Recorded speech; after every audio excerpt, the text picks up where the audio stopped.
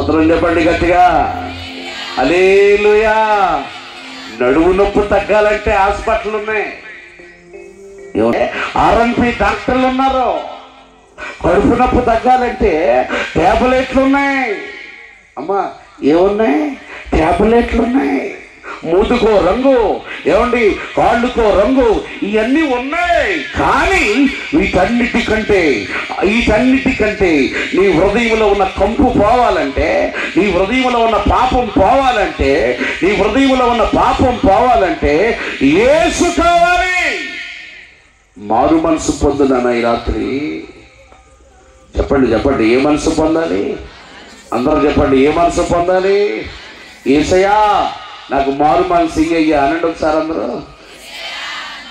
అది యేసు రక్తం జై. ఒకసారి చెప్పండి కొట్టి, యేసయ్యా నాకు మారు మనసు ఇయ్యయ్యా. మారు మనసు కావాలి. స్తోత్రం చెప్పండి గట్టిగా. మారు మనసు అంటే బాప్తిసం కాదు. మారు మనసు అంటే కొత్త బట్టలు మార్చుకోవడం కాదు. మారు మనసు అంటే ఏంటో తెలుసా? రాత్రి నా తమ్ముడు డేవిడ్ చెప్పాడు. మారు మనసు అంటే యేసు ప్రభువులాగా మారిపోవాలి. అది మారు మనసు. స్తోత్రం చెప్పండి గట్టిగా. మారు మనసు అంటే ఎలా మారాలి? యేసులాగా మారాలి. చెప్పండి అన్న, ఎలా మారాలి? అందరూ చెప్పండి, ఎలా మారాలి?